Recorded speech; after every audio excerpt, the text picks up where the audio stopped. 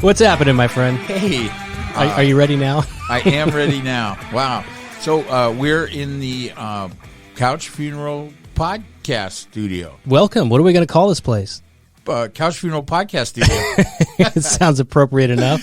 It's totally awesome in here. It's Travis has just done a yeoman's job of taking a commercial space and turning it into an actual podcast studio. So it still doesn't change the fact that the budget still can't quite afford to fly the guests in, but we will get there. We will get there. We're just looking at these download numbers here. We'll get there at some point. Yeah, it's looking good. So awesome. So are you impressed from somebody who's on the right side of the political spectrum to slap this together?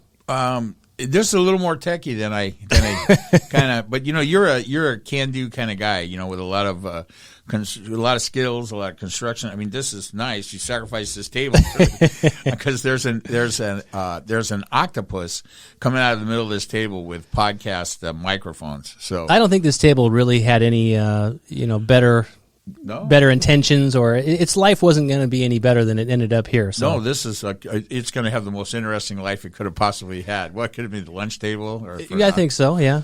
And unfortunately, the day we finally get together for the first time in a long time, I have some type of illness. I'm not sure if it's the COVID. Yeah. You'll know within 14 days, I'm sure. Yeah, that's right. Any other podcast, I'd be safe at home in my bedroom / studio. But no, I'm here in the room with Travis, and he's managed to catch a cold for a sinus infection for the first time in, 14 months?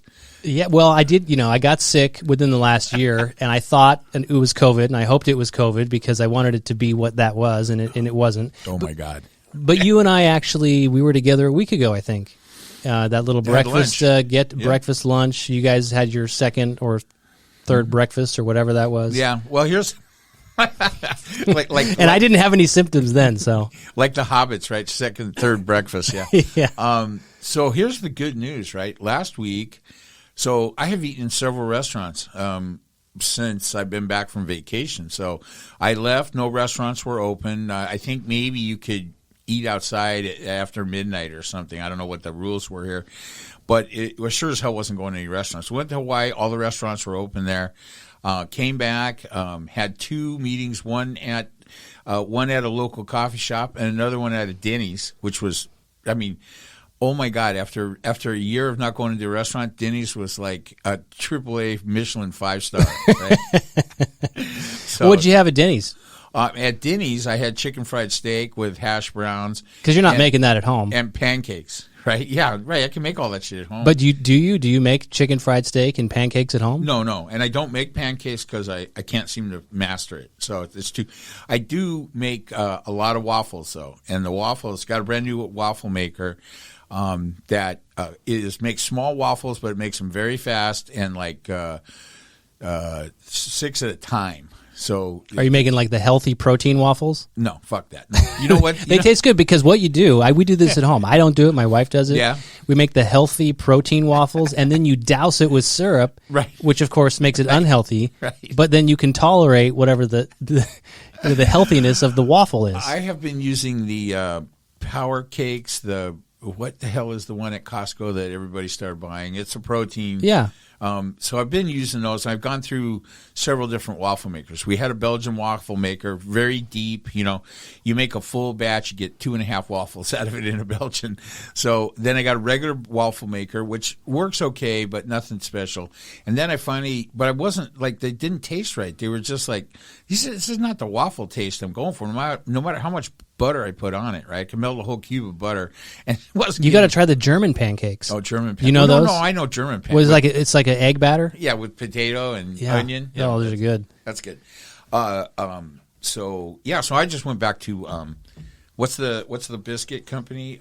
Bisquick. So those are making pretty good waffles. So Debbie actually got a. Are you using your Aunt Jemima syrup while it's still available? Because that got canceled. I don't buy Aunt Jemima syrup. Thank you very much. No Uncle Ben's rice. No. Is Uncle Ben's? I know that was going to get canceled. I don't know. Uncle Ben's is gone. Aunt Jemima is still on the shelf. Is it? I thought they were getting rid of that. I would not be surprised if there's some large supply of it that they're not going to shit can because of that name. But I did see it there. So, no, I use the actual generic store brand maple syrup. So, for strictly left political reasons. Right? And I don't use any Uncle Ben's minute rice.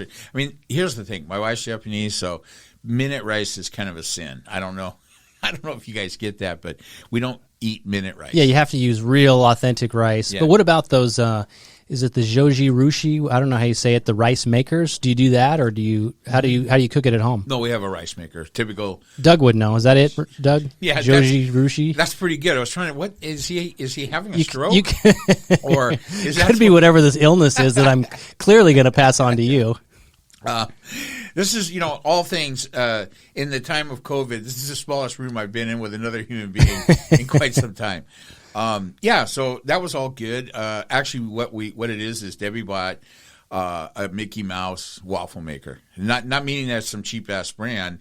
It's made by Disney. It's a Mickey Mouse, makes a little Mickey Mouse. Well, you guys have loyalties to Disney. She does. I don't care. Obviously, as was evidenced by your security breach many years ago. Yes.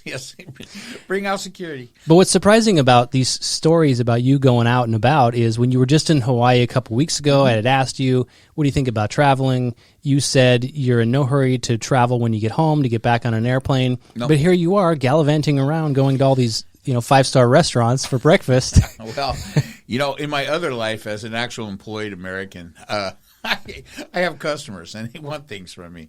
And, we have put them off for a full year, right? And, I'll send that to you or some version of it.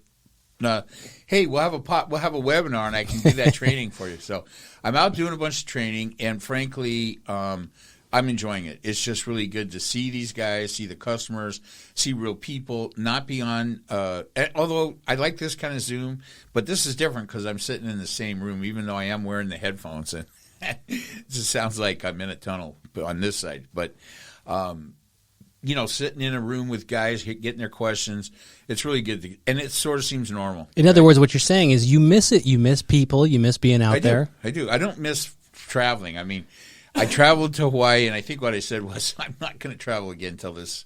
Well, you didn't necessarily have a pleasant experience dealing with all the bullshit and the rules, because you are more like me than you will admit. You don't like being told what to do either. Are you a grumpy old man too? Yes, I do think I'm older than you act. Well, than my birth certificate says. My bones feel like it most days. Yeah, I complain a lot. Maybe it's because I hang out with you. Yeah.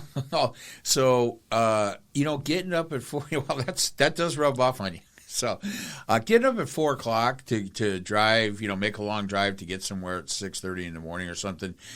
It's there's a limited time specter for me to do that, so it's a little easier now. If I thought I was looking at 10 more years of doing that, it would be pretty sad to get out of my bed at 4 o'clock. But it's sort of a limited thing right now, and it's been good. Just what I'm finding is anything that seems like normal has been good. So I'm sure. I think that's the vast majority of how Americans feel. Yeah, I think so. I don't know, maybe people all around the world, but it's hard to balance. There's kind of conflicting information. You have Biden, who has been all over the place touting the vaccines, and I think he had a press conference last week saying that his goal was 100 million vaccinations in 100 days, and then they doubled that. I think it's almost triple now. Yeah. The total's not going to be 300 million, but it's not people; it's shots in arms. But nonetheless, they're up to like 3 million a day on right. the shots, which is far above what they thought they were going to get. So we're about to have. So here's the common thinking is. We are about to. So right now we don't have enough shots for all the arms that want shots. Do you think that's true? In a few weeks, we're not going to have enough arms for all the shots that want to go into arms. Right. That's the other thing, and it varies by region. But there's a lot of people. I think as the dust is starting to settle, there's a lot of people who really don't want it. Well, here's a surprise, or should be a surprise to nobody. As the farther you go east and south. In this country, the higher the I don't think I'm going to get the shot contingent is, and it varies amongst groups. So black people have had some bad experiences with government-administered vaccines. So that's, for me, is an understandable reticence on their side. Others seem to be people that just, I think I'm going to wait and see how many of my fellow Americans get it. Get it, don't keel away. over. Yeah, so I guess that's normal. And then there's a big block of people that don't get it because they're right-wing Trump Republicans, and that's been the narrative. Which is weird because Trump himself, even recently, has been out saying he endorses it. You should get it. He got it. His family got it. He got it too. Yeah. So if you follow in the footsteps of Trump and he's your fearless leader, well, he's out there getting it. One more scam job on American people by Trump. So yeah, him and his disgusting family. You think he shouldn't get it? You think that should be his last parting punishment on the way out? He shouldn't be allowed to get the vaccine? No, give him the vaccine. Don't let him run for president. That's what I'm saying. Yeah. So I mean, Don Jr. and Eric and that horrible wife or girlfriend of Don Jr., Guilfoyle or Why do you hate her so much? This is just the beginning. She is horrible. I mean, I think typically just being governor. What's our governor's name? Newsom. Just being Governor Newsom's ex. Which should be enough to get my... That should be something that I would say, not you. I don't care for Governor Turd Brain, whatever. So he's... here's the good news in California. He's opening everything up as fast as he can. Not likely anything's getting shut down again because... Well, that's kind of where I was going. Will call, right? So are we sure about that, though? Because that's what I was starting to say. Biden is touting the vaccines. Everybody get it. We have, more shots than, people. All this is great. And the fucking CDC is out again today saying, another wave, and it's dangerous. And, of course, little, Fauci, he's gloom and doom. I've had enough of this guy. Well, I think that your dislike of Dr. Fauci notwithstanding that, I think that the science is ever evolving on this. So they have... I mean, they're learning as we go from other countries. I mean, other countries where it looked like they had it stamped out pretty good, numbers go back up. And at any moment, did you see the pictures from Florida and stuff last week? I mean, yeah, the Miami spring break. Don't use their heads at all, right? So, yeah, but you know what? Don't you think that was inevitable? So you and I were talking actually before we came on the air that it's crazy to me that any type of reopening would be based on this vaccine and this vaccine rollout, because a year ago our patriotic duty was to stay home for 2 weeks and 2 weeks to slow the spread, and they kept moving the goalpost. But there was never an idea that any type of returning to normal would involve a vaccine, because it was unfathomable to think that you could develop a vaccine in that quickly of a time, because we were told this takes years, and it's a what did I say, a medical miracle, whatever. Well, let's stop down there for 1 second. So I'm interested in this, a question I didn't ask you before.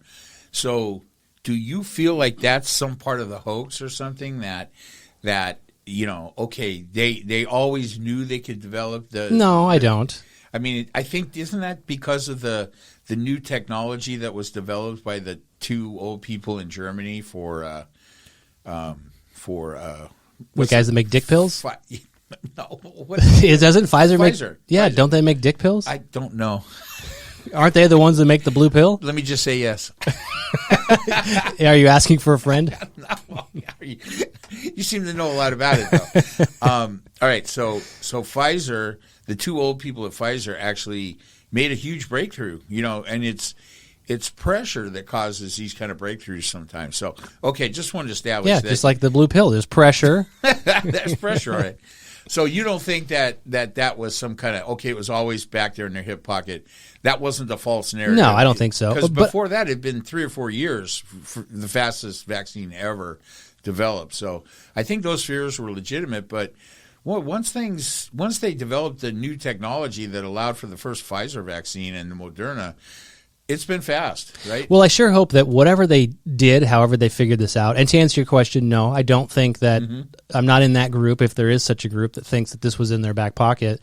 But however they did it, whatever the science and the technology was, I sure hope they can use that for the next fucking scam that will come when the next government take over and they shut us down for the next illness.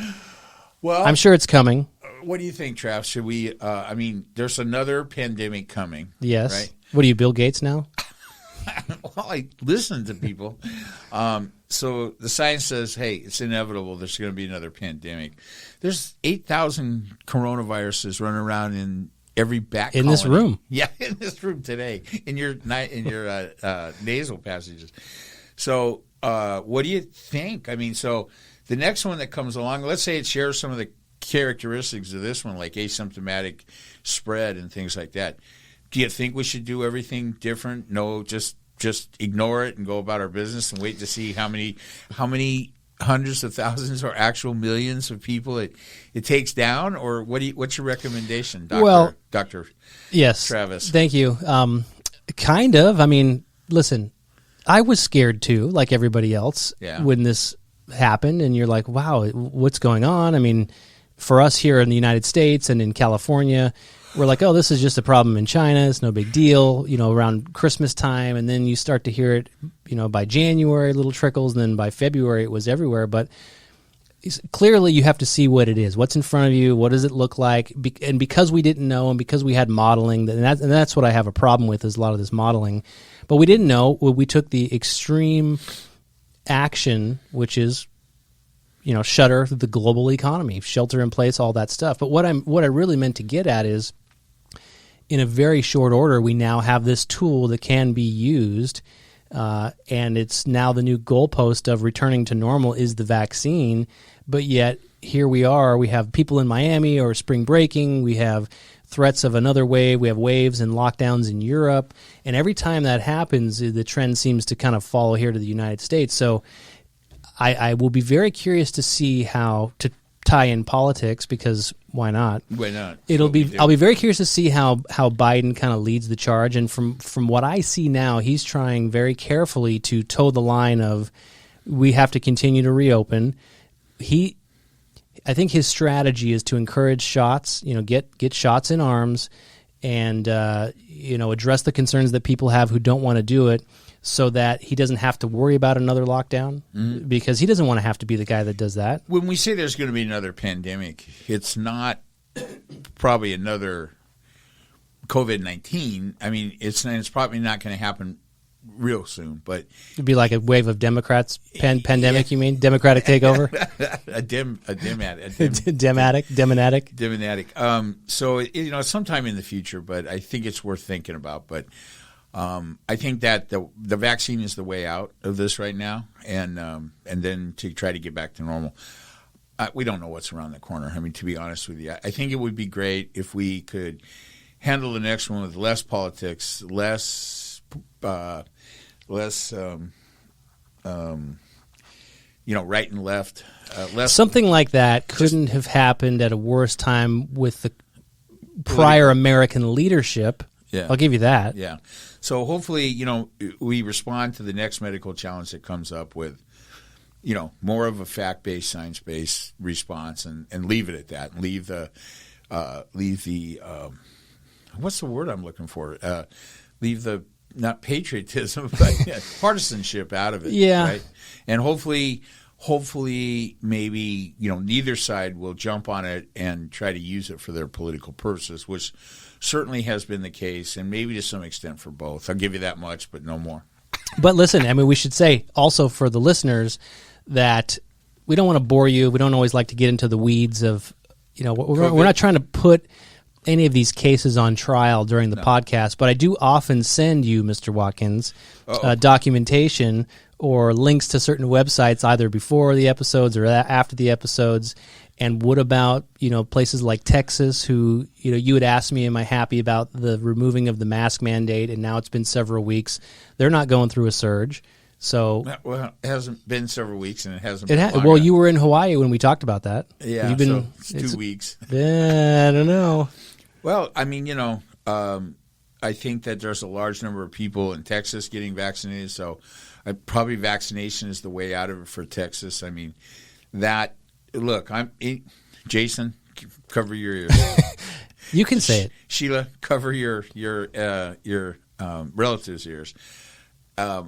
I'm just, the politics in Texas are so partisan They're partisan everywhere. So very screwed up. Yeah, but, more some places than other. And so there was nothing about that wasn't just a political move on Abbott's part to try to save his ass from the damage that had happened during the power outage and the severe cold snap in Texas. Well, that still there are millions of people being negatively affected by that.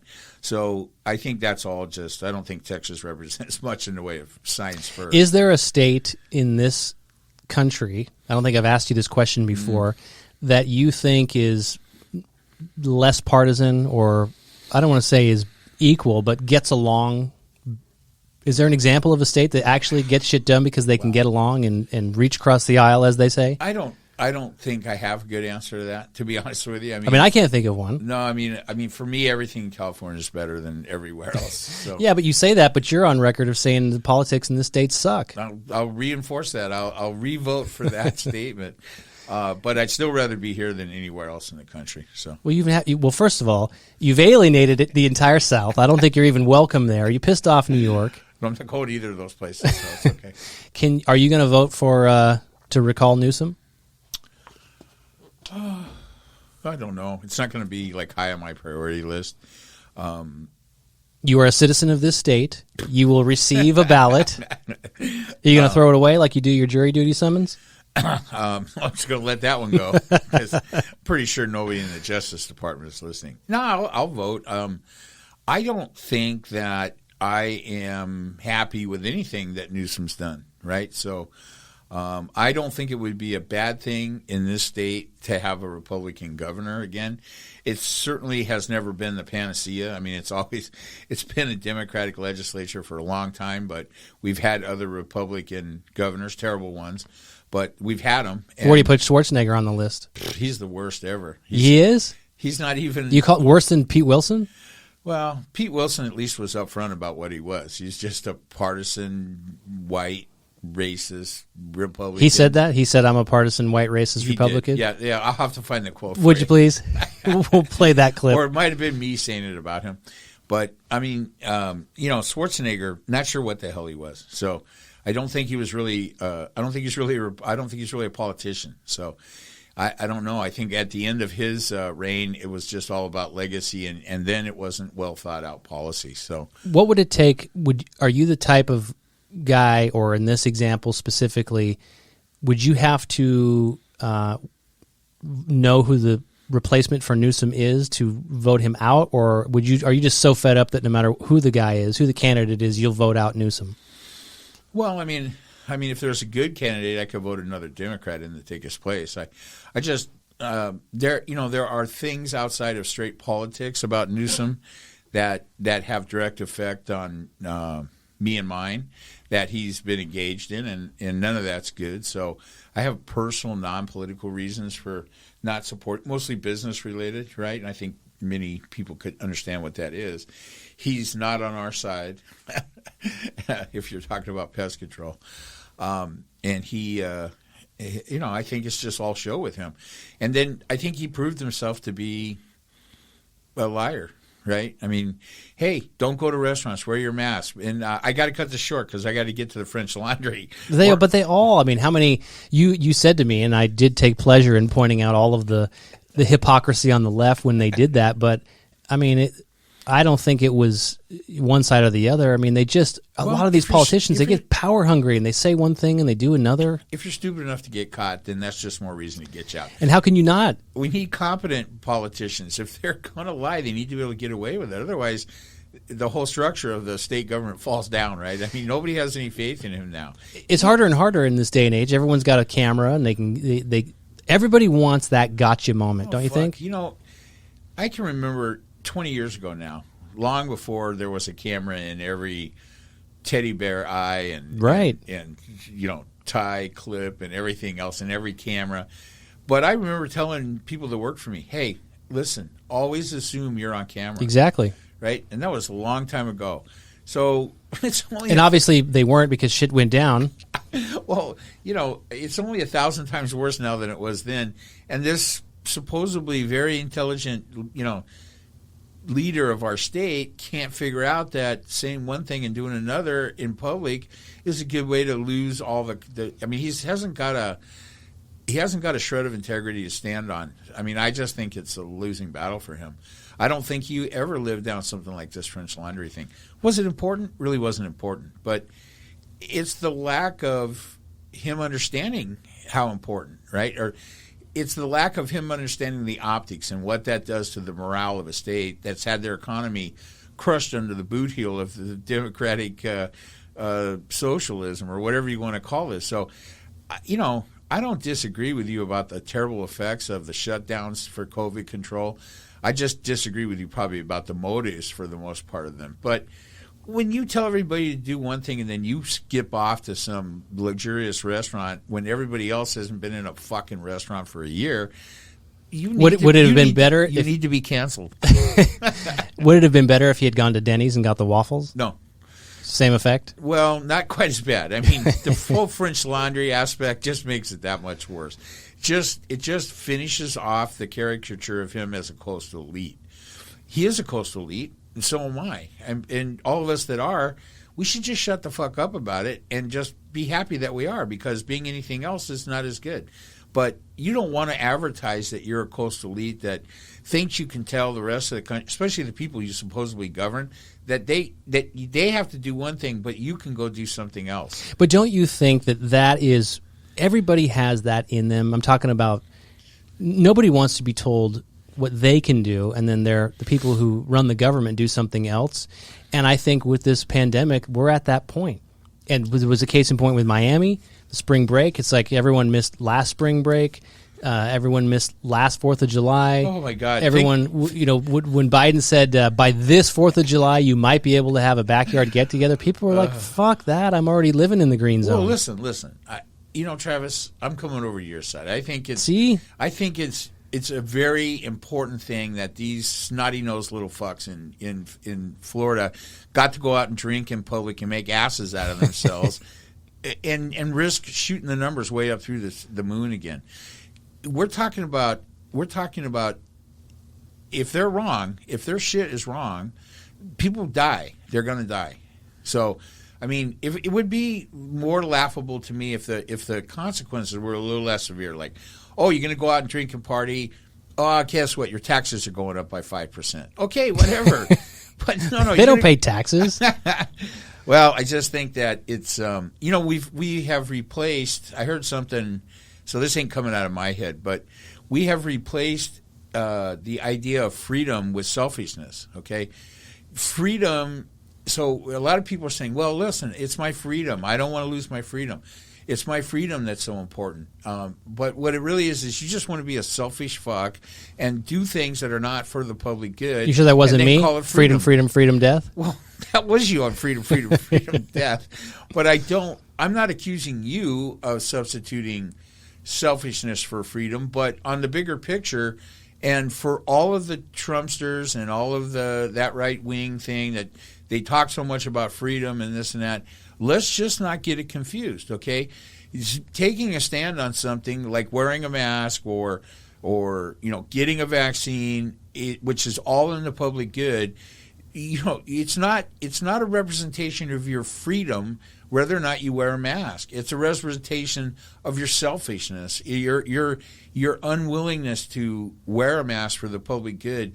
Doesn't represent your freedom. It represents your selfishness. Okay. So listen, clearly that's one idea, one opinion, and it's not shared by a lot of people. Half the people in this room. And it's not shared by half the people in this room, that's for sure.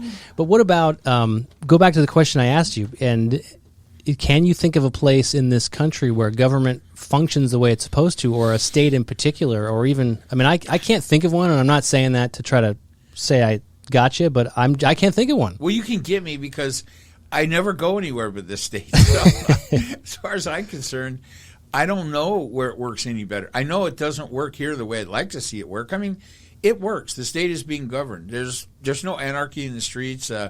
It's still the 5th largest economy on the face of the planet. I mean, some things are being done right. Whether anybody in Florida or Texas or Trump land or, whether they want to admit it or not, California is a kick-ass fucking place. It's the best place. It's expensive as shit.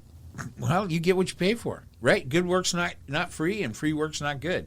So, all those kind of sayings. I mean, California is a very big, complex economy, and it's good. Is everything being run the way I'd like to see it? No, I think I've already, and much to your happiness, I would hope, I've already told you that I fully think that the Democratic, having the Democrats have so much supermajority, the supermajority is not a good thing for the state. But it doesn't mean that the state is falling down and breaking down or anything like that. I just think it could be better if there was really it's a microcosm for me of the national scene. I mean, I've said myself too is that I would like to see a stronger Republican Party with more integrity, less corruption, and less nonsense. Right, that's going to be my trade word, nonsense. Right, you have nonsense. I'll take common sense. You take nonsense. Oh, yeah, I'll take nonsense. You take common sense. I like the way you take the positive one, and I'll take the negative. Well, it goes with your grumpy old person persona. Well, you're right. You're absolutely right. So, I'd like to see the Republicans in California stronger, so that we had more of a check and balance, less extreme Democratic philosophies that play in the state. But that's not very likely because, although the Republicans have been successful in many states turning the state governments Republican, it's not happening here. So it is possible we'll have a Democrat. We've seen this now a few times, right? Where Democratic governors get in, then the Democrat politics stuff gets so out of whack, like Governor Newsom and his French Laundry shenanigans, that people rebel. But the state government, the legislature, Sacramento, that's not up for grabs. Have you done your retirement planning? I have. Are you going to stay in California? I am. And are you happy about that? Yeah. Yeah. You know what it takes to retire in California? As far as money? Well, I mean, as far as anything, right? The main thing is planning, right? So. Well, that's the case everywhere. I think you got to have a plan. Yeah, but I mean, there's no reason why you can't retire here. I mean, I told you earlier in this particular podcast, right? I think this is the best place. I mean, this has the best climate. We have the best overall climate. The neighborhood I live in, I'm happy to say is I'll be long dead. I'll be dust before that neighborhood turns south, right? So what would it take for it to turn south? Well, I mean, it would just become crime-ridden, or it wouldn't be kept up, or property values would start to plummet, or something like that. Trump would move in. If he moved in the neighborhood, that would be the beginning of the end. Then I'd have to think. You might have more Trump supporters moving in. I don't know. Can they afford it though? Because that's kind of what I was getting at. Prices are so high. We have. Well, your typical Trump supporter is not a rich person. I mean, he has hoodwinked so many lower to middle class whites that are just afraid of losing their majority across the country. He has scared them with all his racist nonsense about how things are going to change. Make America great like it was when all the white people controlled everything. That stuff, his followers as a group, they don't have any money. His stupid ass policies and the things that he's not going to accomplish, the jobs he's not going to bring back, the jobs that have left. You mean coal? Yeah, like coal. And the jobs that have left, the manufacturing jobs, they're not coming back, right? And his followers, no matter how loyal they are, they're not getting any jobs back. Yeah, I don't disagree with that. And that's kind of an interesting topic because, think about everything that's going on in the world right now. You and I talked about, the logistics nightmare, the maritime logistics nightmare, and the logjam of shipping things.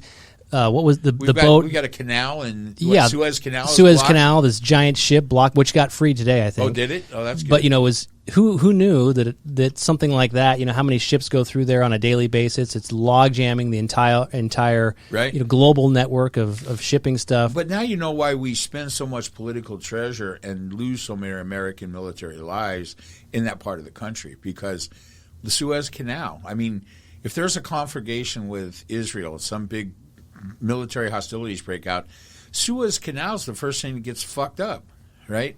And so, I mean, it's important to us that the political situation in the Middle East stays stable. we haven't done anything to contribute toward that in quite a while, for at least the last 4 years. So it's so unstable now with the troop withdrawals and things, the unplanned, stupid way that's been done. But haven't the last several administrations been saying that? I think, if I'm going to rank them, the last three. I'm going to say, you can think Bush, he's the number one problem for the Middle East. As much as I love the Obama administration, they didn't do much to make it any better. And Trump just aggravated.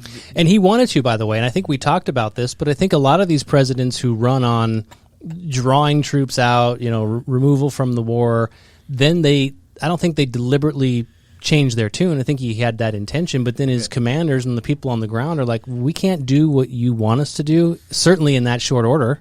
Could we have a parade instead, though? Could we have a military parade? Then if you can't get the fuck out of Afghanistan, can we have a tanks and jets and missile launchers go down, what's the big street in New York? Madison Avenue, Fifth Avenue, I don't even know. Yeah, wherever they have the ticker tape. No one's ever going to top the Bush landing on the aircraft carrier, mission accomplished.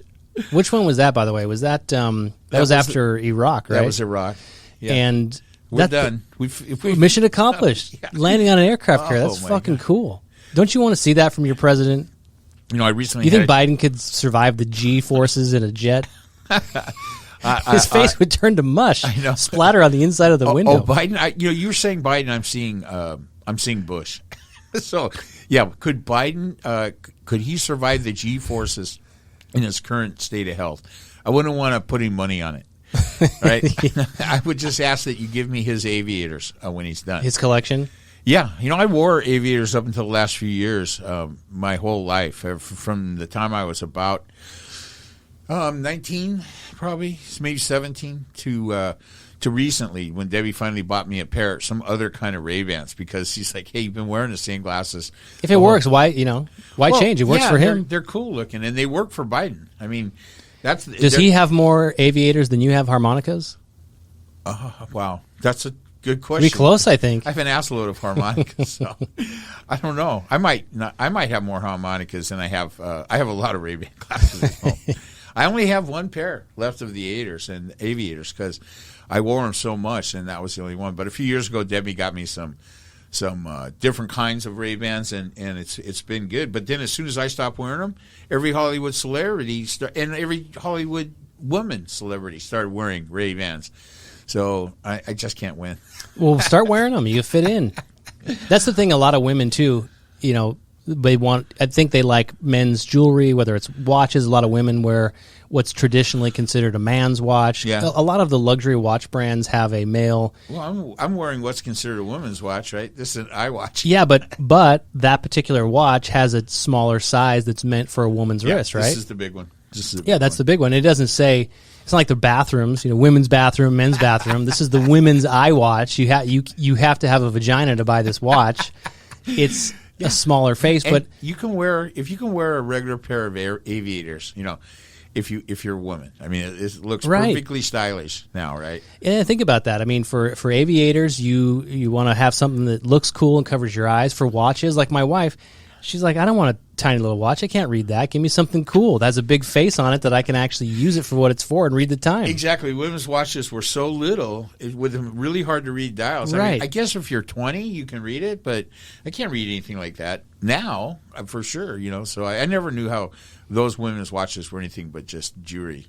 That's a lot of more just on a tennis bracelet or something, a little piece of jewelry. Yeah, I'm enjoying having a watch again on my wrist. It's been 25 or 30 years since I had an actual watch. Yeah, because you just got that. You weren't wearing anything. No, I just got it at Christmas, yeah. What made you get that? Debbie wanted to get it for me for Christmas, and so I could use the health stuff, and I wanted to do more walking. And are you tracking your walks on there? Yeah, tracking my walks, keeping track of what my heart rate is over. There's a lot of data in here, right? Your something called your heart rate variability is an important number. So for those of you that have iWatches, if you're not checking this, you're going to have the app on your phone. Go in and look at the app. It talks about heart rate variability. And Debbie's sister and brother-in-law pointed this out to us while we were on vacation. We all had iWatches. They actually bought. Do you take yours in the water? I do. Yeah, no Swim in problem. it, totally Yeah. waterproof? Yeah, it's okay. And so they started telling me about this heart rate variability. I'm like, I don't know. I guess that's how much your heart rate varies. I mean, what is Makes it? sense. It's not actually that. It is some kind of relatively new health indicator. So if you look on your iWatch, if you are on your iPhone watch app, and you're tracking some of this stuff, you'll be able to find heart rate variability. Then look for the number. If it's 7 or 12, you better start getting better, more sleep, and be more healthy, because it's supposed to be 50. And so if you're stressed, whenever you're stressed, you're not getting good night's sleep, or you're having a lot of fights with your spouse, or your work is stressing the fuck out of you, check your heart rate variability. So what's yours been? Mine varies from about 23 to about 35. So 23 is the low? that's been the low for me. What's the low one? You said 7 is bad. Yeah, well, a relative that I won't mention, wow, mine's 7. Is that bad? Are you still breathing? Maybe it just needs to be recalibrated. Oh, maybe. I don't see any calibration stuff, but it's an interesting. Look up heart rate variability, HRV, I guess they call it, and it's a relatively new health indicator that you can find out some stuff about it. Why it doesn't? It's a little hard to exactly equate what it's tracking, but it's a number that's made up from a few different things, and then gives you this number. So if it's 50, that means, hey, you're really pretty zen. You're pretty mellow. You're getting enough sleep. You're not fighting. You don't have too much aggravation. It's kind of a stress indicator. So my goal is to try to get it up as high as I can on a regular basis. But I've used everything on here so far. This particular, Now it's telling you to breathe. Yeah, it is. I don't do that one. I already breathe.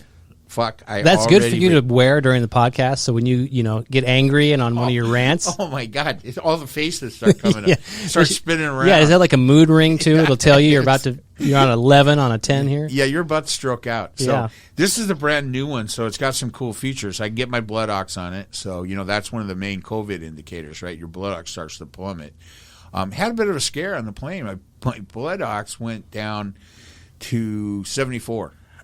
That's low. No, that's really effing low, right? That's like you have COVID and now you're 74. You're on a ventilator, right?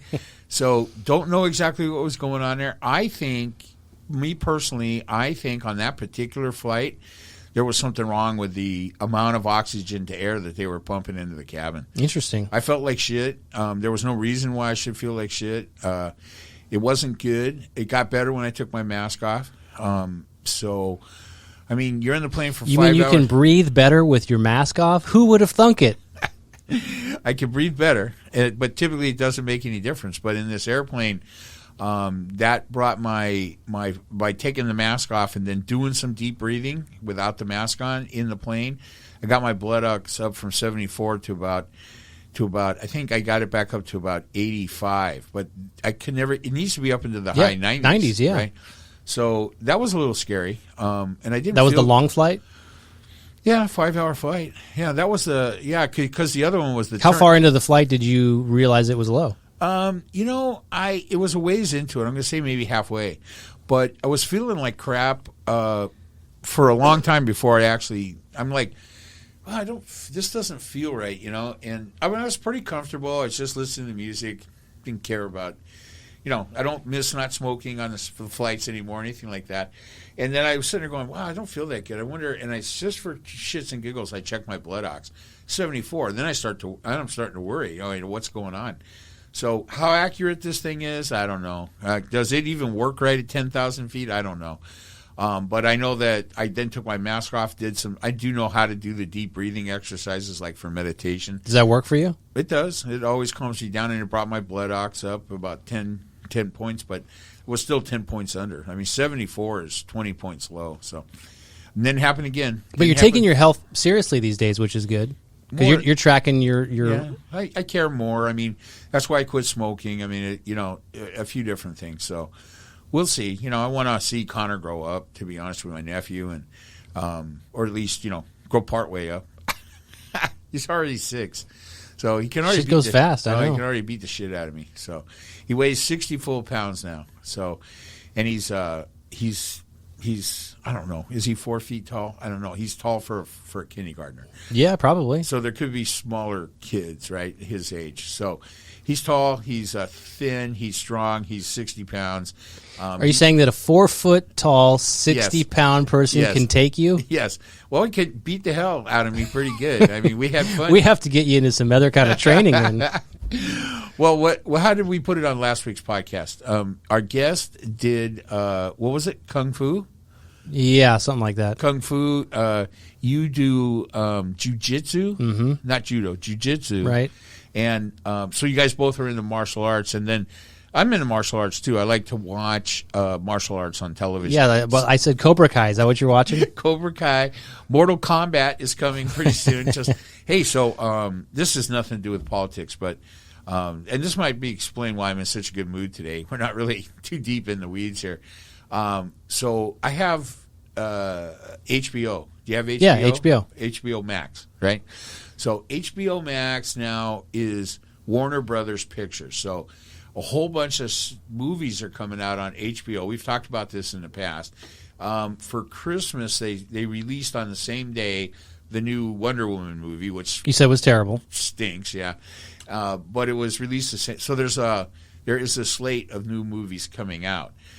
One that just released is the 4-hour version of Justice League. I read about this. Yeah, awesome. Yeah, it is. So this is the one that was like started and then revamped. Yeah, so there was a Justice League that came out a few years ago. This is this one? Yeah, this is this one. So it was a 2-hour version of Justice League. Had all the players in it from DC Comics, not Marvel. So right? it's the same one they shot. They shot it. The director had like a death in the family or something.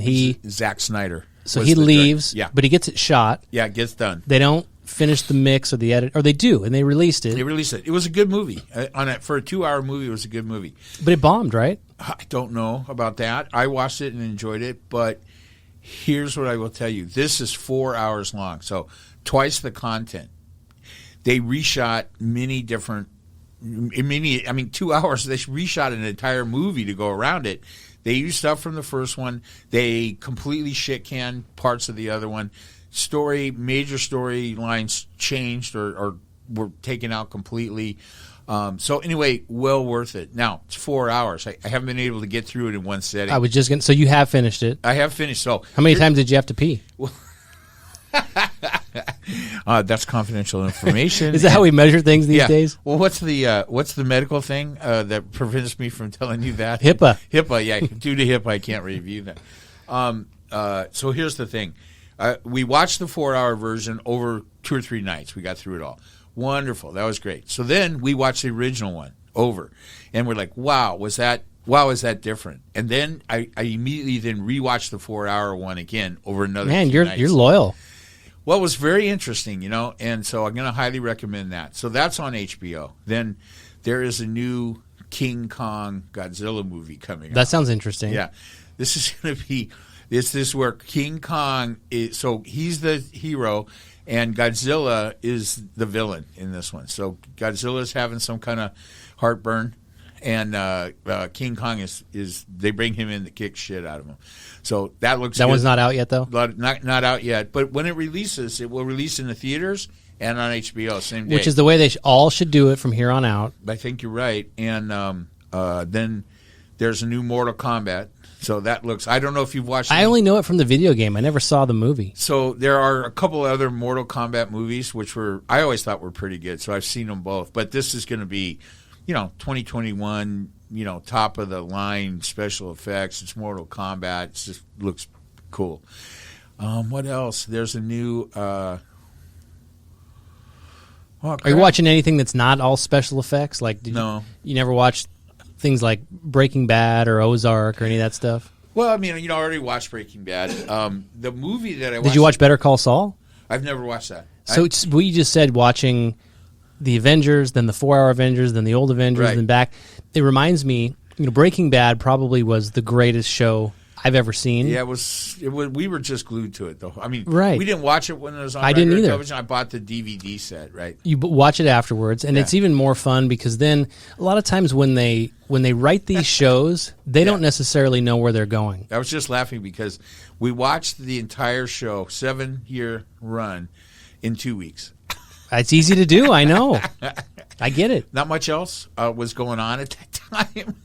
We really spent a lot of time in front of the TV watching that, but we couldn't stop, right? Well, and I think it's almost better to watch it that way because it's like, I don't know, you read a book or something. I always try to read the first couple chapters of a new book to get a feel for it. Yeah.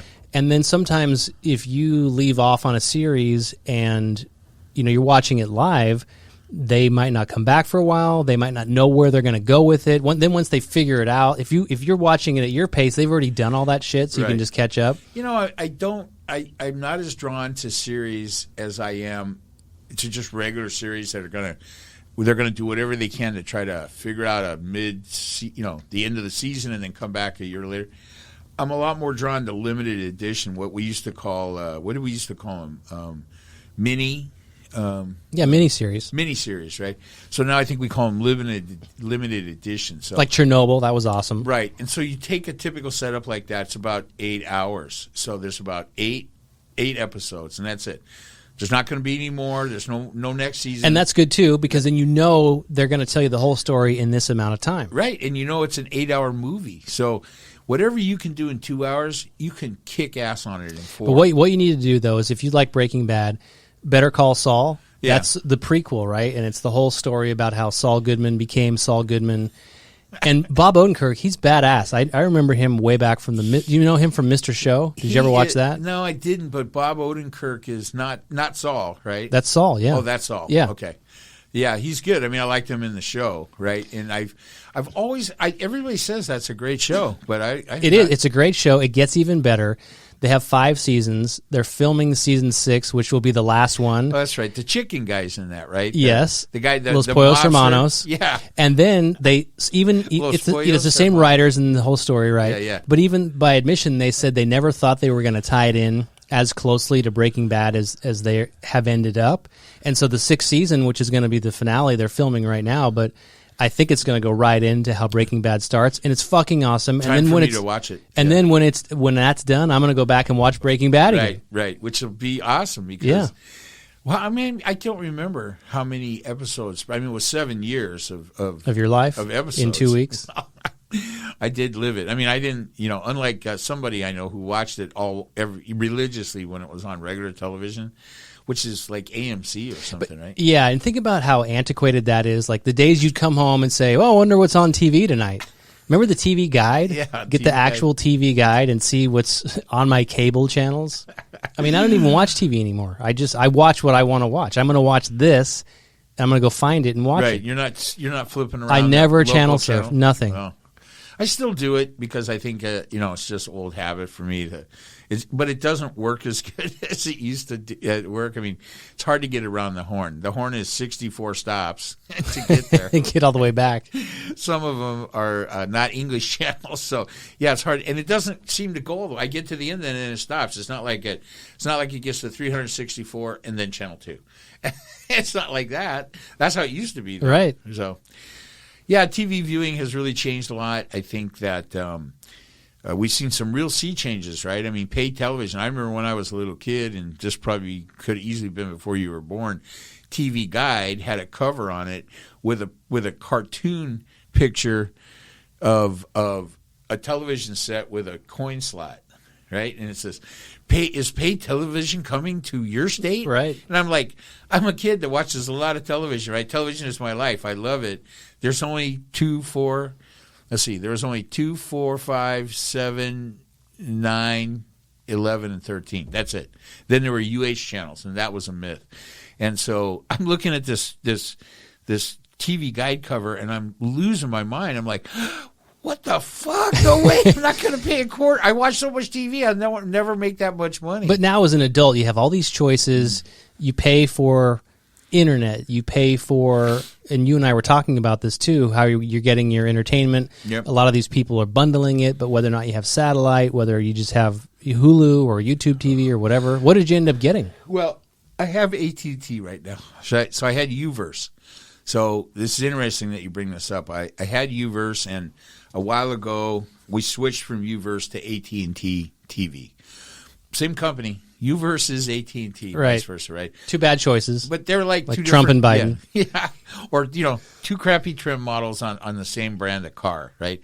Hey, this is an Impala, and this one is just your cheap-ass Delmonico. I'm mixing brands there. But at any rate, right after we got back from vacation, the whole thing just shut down. One day I go to turn it on, there's nothing. There are no channels. Now, all the local channels were gone. My cable shit was all gone. AT&T shut us down. Why? You didn't pay your bill? Well, I'm like, Debbie, did you pay? I tread softly here because I'm not doing anything in that realm. So, no, that wasn't really the problem. The subscription was up, and they canceled us. And so we finally got a hold of them, and then we find out that when we canceled Uverse, they never canceled it. They gave us all. They took all our shit. They gave us all the new stuff, and then I think they were even charging us for Uverse on top of the AT&T, and it was on some kind of automatic pay. So I think Debbie got that all straightened out. So we're getting some kind of refund on the Uverse, but that's been like 2 years or something, right? It's just ridiculous. And then that's it. Our whole thing was gone. All of our local channels, all of the, So do you know of a channel called Cheddar? You probably don't even know. It's just one of the. Never heard of it. One of the basic it's like a millennial. What's on it? What shows are on it? It's finance and politics light. It's Cheddar. Cheddar. It's got a lot of women centric. Cheddar. Cheddar, like cheddar. Cheddar, like the cheese, not cheddar, chet. like the money. Cheddar, right? It's a finance. But did they dumb it down because people are dumb? They just got a lot of. They got a lot of. How do I put this? I can't put. They have a diverse broadcast. Broadcasting people that talk about financial like racial diversity, or something else. Who knows what you're saying? Oh well, I mean they have racial diversity, but there's a lot of. Do I just say it? I don't even know. Just say it. There's a lot of. There are a lot of gay guys on the channel, and I assume there's some. Is that a gay term? To chet her? No. Is that like a new thing, like a tossed her salad? I chedded her. One of their shows is Ched Her with the HER, in bold letters. Cheddar refers to money, right? That's the overall name. Mm-hmm. This is a show about money for millennials, so basically. But you can. How do you teach a millennial about money? I don't know. Are they the ones? They got to give them some. Yeah, are they preaching free shit, free college? Is that what's on Cheddar? I think I'd have to say it's a little left-leaning compared to, say, Fox Business. Are they teaching young people that capitalism is evil and that... I don't hear that. No. No? They have many... Do they preach work hard, take all your participation trophies and throw them in the garbage and get a job and make money? Pay off your student loans and be a good citizen? Not that I would disagree with any of that format right there, but not really. So anyway, the point of me bringing up Cheddar is that I don't have it anymore. It's gone. So I will never know now. How much time did you spend surfing through and landing on Cheddar? Not much. I did watch it from time to time. I just got out of all the broadcast channels, I would have. So there was a thing on AT&T where you can see the last 25 channels you've watched, and so I would keep on there, MSNBC, Fox, CNN, Cheddar, BBC. I still can't get over it. What? Cheddar. Would never watch a channel called Cheddar. Well, it's about money. So, I've been watching. Why can't you watch CNBC? Well, I do watch. I have lately started to watch CNBC because of the guy from Fox is so good. What's his name? The guy that came over from Fox, and he's on CNBC now. Which one? Well, I mean, if I could think of his name, you watch it in nighttime or daytime or what? It would be nighttime, prime time. He's the. Are you talking about the news, Shepard Smith? Shepard Smith. Yeah, so he's not really CNBC. I mean, he is. Yeah. But his whole pitch is he wants to just deliver the news without all the partisanship and all the And so the I like spin. him. Yeah. But it's not. Most of CNBC is just dedicated to finance. Yeah. Which when you ask me all the time, what. I don't watch Fox or any of the networks. If anything, I'm only ever watching the markets. The markets. Yeah, but he's... So you must see him, right?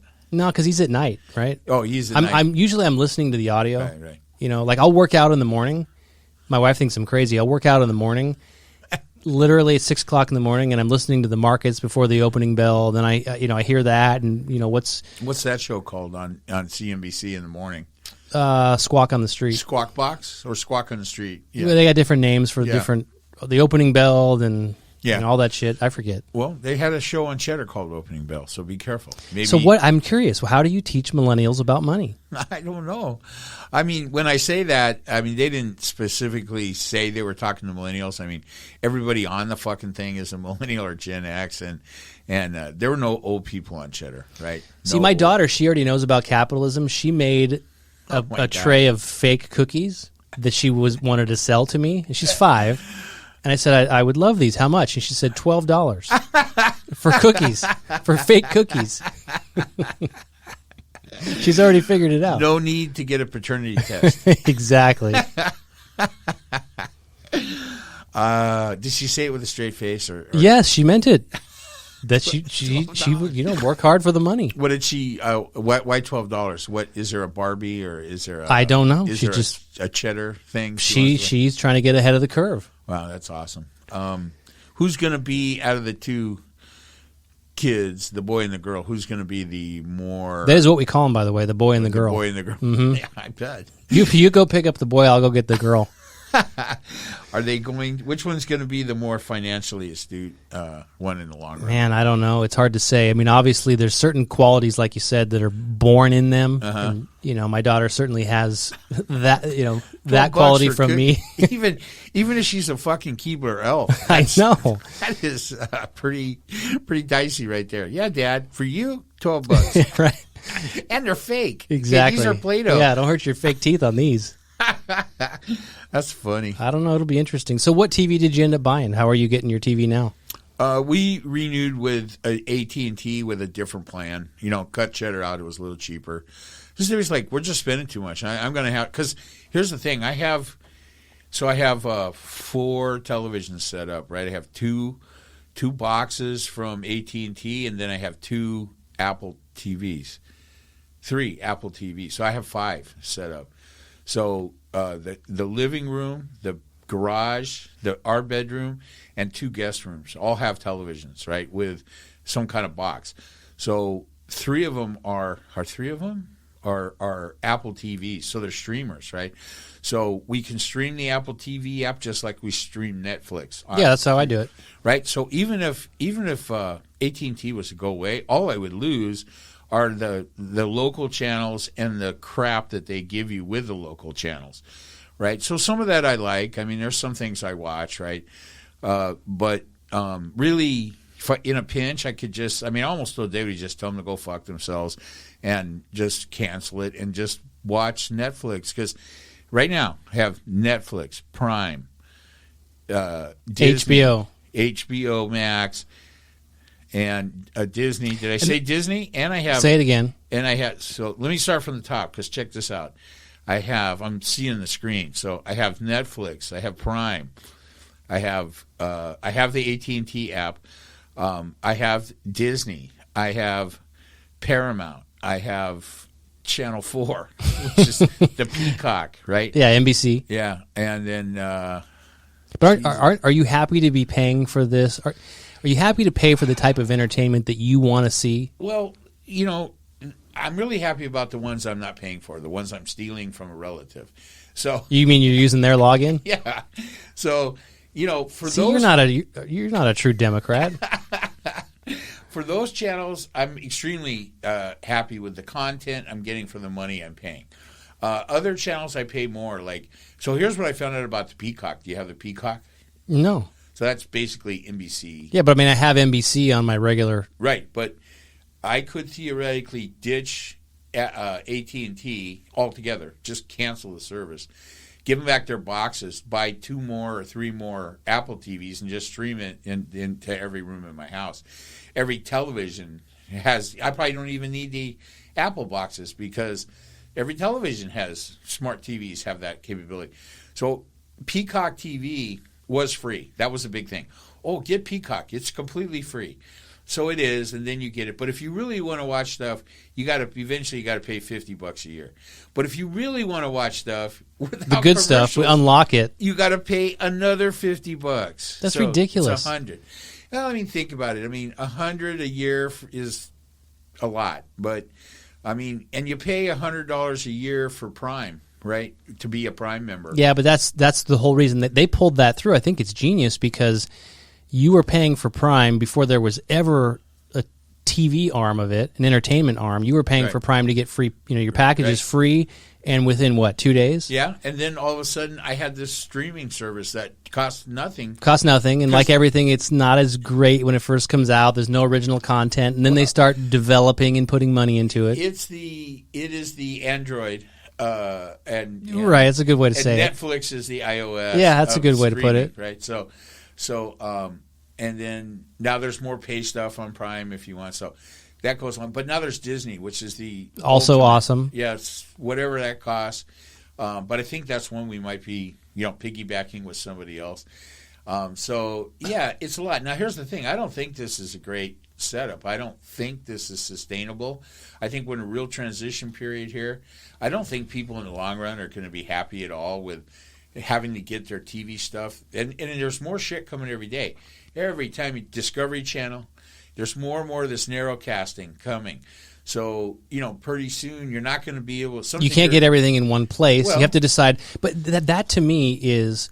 Is it better? Well, I don't know. Remember the complaint that people would have? I would have this complaint where you say, I'm buying this bundle, the basic package, and then I want to add the sports package, and then I want to add the local this, and it's all another $10, and I have shit that I don't want, like cheddar or whatever, and I say, can I just pick these 12 channels that I want to watch and pay you for those? And they always said no. Well, on the AT&T app that we just had to re-up, what really the choice was, so we picked a different package. There was like, it's too much, and there's a lot of shit I don't watch. And they're like, well, we have a different package. We can eliminate, all the sports stuff except for Fox Sports West. Which you said, hey, it says Fox, count me in. Let's get rid of that. Yeah, get rid of everything. Well, I don't watch sports, so I'm like, get rid of all the sports. Is there a cheaper package without? So they took away all the sports plus the cheddar. So I'm like, well, why? Why you got to take the cheddar away? Right? I like cheddar. I watch it. So I said, forget it. I watch too much TV as it is. So goodbye, cheddar. On the Uverse, there was a news channel that I liked, and I don't know. You guys don't have one of these packages, I guess, right? No. Money well spent on the podcast studio instead of stupid. Don't you think? Stupid TV channels. There was a news program in there called Newsy. News with a Y. So this is the news, nonpartisan news, and with occasional supplemental reporting to tell you why this news item is happening. That was almost always consistently left-wing and delivered by a homosexual. Which so what were what me. Types of news stories were they? Just politics, shit like that, right? And really, it was all very left, right? They tried to say, oh, well, Newsy is news with a Y, so we're going to explain to you why from your left-leaning, left-wing kind of thing. So that was, I thought that was a new kind of, all right, there's a little new, there was no, so this was this kind of format. News without an anchor. No anchor ever talked, no anchor between segments. It was just like... Well, thanks, George. That was a really great piece on IUDs and why women should be careful. And now, over to Bob, who's going to tell you about the new cats that play Don't you think that's better, though? The worst part about news is when they try to ad-lib, and, they get thrown over to the mic, and they're like, hey... you got 10, someone's in their ear, right? The producer's telling them, hey, 10 seconds, so-and-so's not ready. And they're like, so, I was at the golf tournament this weekend, and boy, did I shank one. Or, I mean, these fucking guys don't know what to say. Or every holiday, some newscaster dressed up like a turkey. Or, Easter, some newscaster with a digital bunny outfit. That's got to be a suck job. You're trying to, make it in broadcasting. Especially if you're a decent-looking female anchor. You get the worst of these things, right? All of a sudden, you're out at the lamb farm or something, and the lamb. But I like the model that has developed where every person doing the weather has to be the scantily clad female with, just came out of L.A. Central Casting and just had the plastic surgery. Travis, I'm so sorry you see that in such a shallow light. I mean, I'm sure they have talent. Obviously, too. I don't see it that way. No, never you.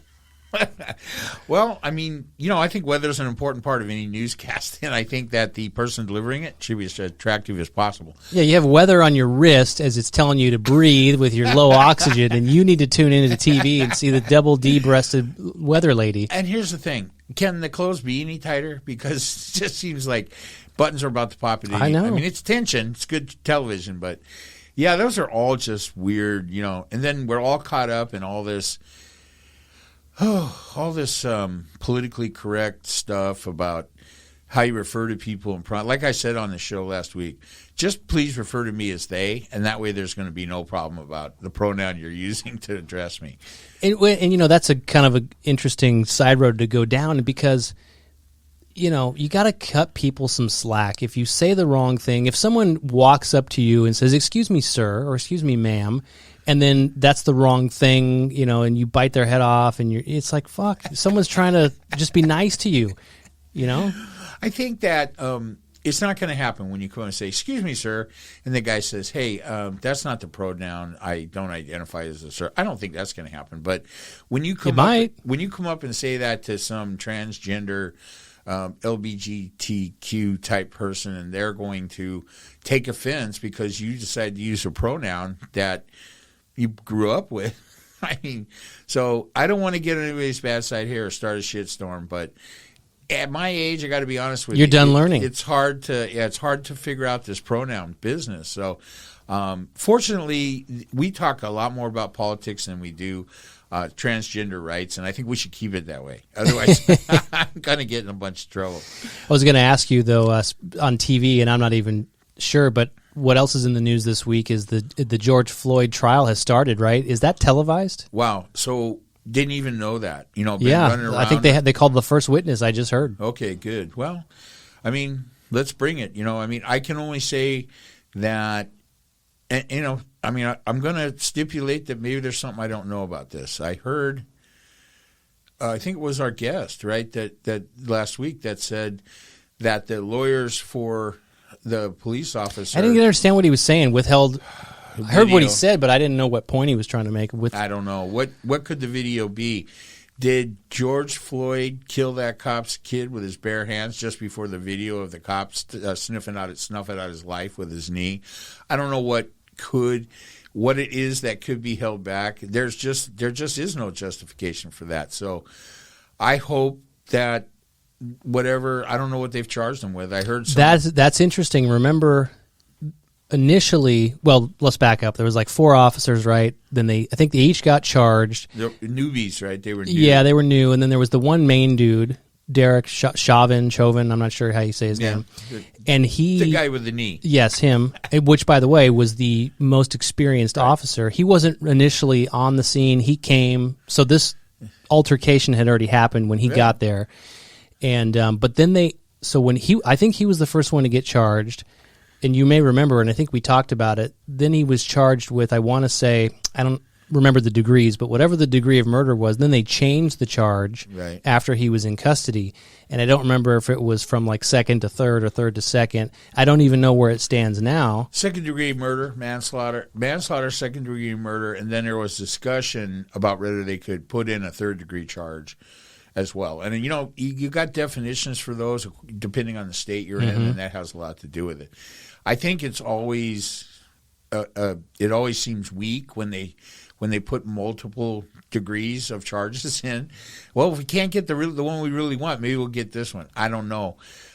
It seems if you try to get a charge that might be a stretch that you risk losing the trial, then that is not a good reason to change the charge either. Yeah. So, I mean, I won't be a bit surprised if they screw this up. I know. And this guy, So if I can only say that if they screw this up and this guy don't get the justice, and when I say they, I mean black folks don't get the justice that they think is needed for this situation, I think they're going to be very unhappy, and you could see more protesting. Yeah, that's a frightening thought to think about what may come.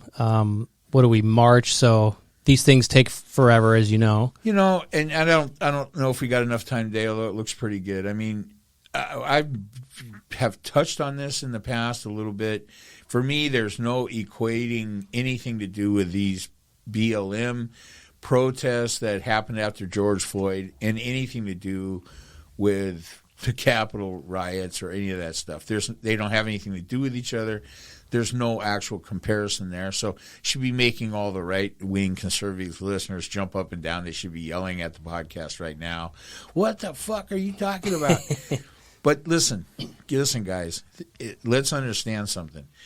All of this conservative right-wing nonsense that ended up in this Stop the Steal rally on January 6th was trumped up big lie by Donald Trump and his crew, Rudy Giuliani and all the rest of these complete assholes.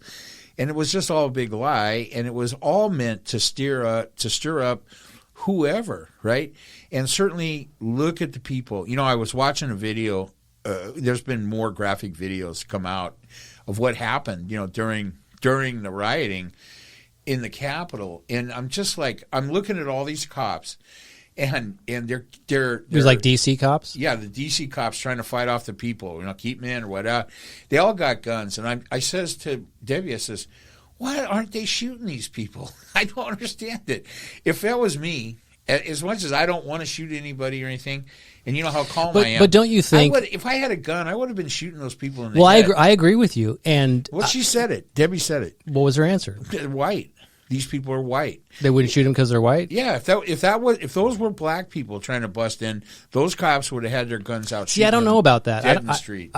What about this and this is just as you're saying this, but an alternate thought is, it's fucking hard to be a cop right now. It's hard to make a decision to take somebody's life. And I will tell you, let's say you carry a firearm for protection. Let's say you're licensed to do that. Let's say you live in an open carry state. I think Arizona's an open carry state. Let's say that's you. Let's say that's me. Let's just say I'm asking for a friend. Yeah. But I will tell you personally, I would think long and hard about using a weapon in a justified case. In other words, if I had a gun on me, which I don't, right now anyway, but if I did, as far as I know, as far as you know, but if I had a gun and I'm for that, by the way, I'm a big Second Amendment guy. I'm a big gun guy. I think it doesn't make any sense to say that you should and can only have a gun in your home when that's not the only place shit goes down. It's not where you're going to need it. It's not where you're going to need it. If I ever found myself in a position where I needed to pull that gun out and use it, man, I would think really hard about doing it, even if I was justified, because it's a lose-lose situation. Yeah, and I hope you would think long and hard about it, right? I mean, I don't mean to cut you off, but let's think about the difference between you and any trained police officer, right? So let's say you did, and I'm not saying you do. Let's say you did. You were in favor of people carrying a weapon, one way or the other, and that you're saying, hey, I can just say as a human being, the idea of having to pull my weapon out and shoot people with it, especially maybe multiple people, like might have been the case at those riots, right? I didn't see a single cop there that I didn't think was justified if he'd pulled his gun out and emptied the chamber and six different people. But I'm not saying that because it's some moral thing, that I don't want to take a life. It'd be hard to navigate through the legal web that is the 21st century and all the shit that has gone on in the last it's the rest several of your years. Life, right? And then for cops, they get sued every time they turn around. I know. But I think, though, when you have a chance, look at somewhere, you'll see some video of the Capitol Police struggling with protesters at the doors, right, where they're tearing their helmets off. The guys got the gas mask on and they're jamming it. And the guy that died, the cop that died, they found out recently that he had a fair amount of bear spray in his system. Somebody shot him with bear spray, right? So I mean, think of what was going on there, right? These, whatever you want to call them, these protesters, right? They were armed. They may not have all had automatic weapons or something, but they had all kinds of shit. They had flagpoles, they had knives, they had guns, they had pipe bombs, they had bear spray, which is a pretty ugly thing. And so typical. What would a good Don't say it. Right. A good Trump supporter from the South. What else would he have? Of course he would have bear spray. What, does he not just get tear gas? No, he's got to have fucking bear spray. Maybe duck lube or something. I don't know. All right. So, by the way, if you have bear spray, maybe the answer is because he's using it for reasonable purposes. To keep the bears away. Well, I did hear there were a lot of bears in Washington D.C. that day. So I mean, the point of this is, if you look at that video of what the police were going through with these protesters, I mean, they were fighting for their lives. It wasn't just, hey, I'm struggling really hard with these people to keep them from trespassing. These guys were attacking these cops and trying to kill them. And that's why I made the comment to Debbie, and it's the kind of flip comment I make when I comment on video I see on TV. Why aren't these cops just shooting these guys? And I think her answer was in large part correct. I mean, this was a mostly, almost completely all-white mob. But we don't know that, right? Have these guys been interviewed and said I didn't shoot them because they were white? I don't know of that, but I think some things, Trav, you've got to look at, what has the security response around protests by non-white protesting groups at the Capitol been in years past? But also, what has the messaging? It would have been guns out. But what has the messaging been over the last 6 months, 12 months for policing in this country? That I think it'd be hard to wear a badge right now. It'd be hard to get into any situation because the world is against you. I don't disagree with that at all. I don't know that it has anything to do with this situation. I don't either. But it is, and then maybe it does. I mean, maybe the confusion there was, maybe it lines out like this, okay?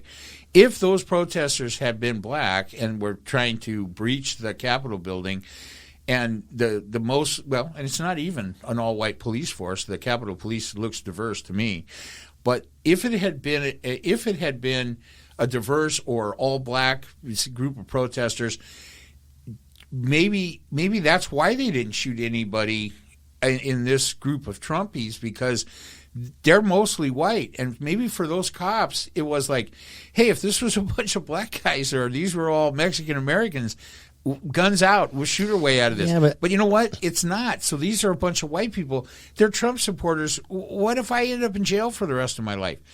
Maybe that played a part. I bet you it's more of what's going to happen after this moment. And think about it. If you're any type of law enforcement, I think one of the valid talking points that has happened around policing in this country is training, lack of training, and the need for additional training, not just in physical altercations and with restraints, but also every type of, how long it takes to get your badge and the types of scenarios that you could find yourself in. You often say, are we sending the police to the right calls? Is the police the right person to respond to certain types of calls? And those are all valid points. Right.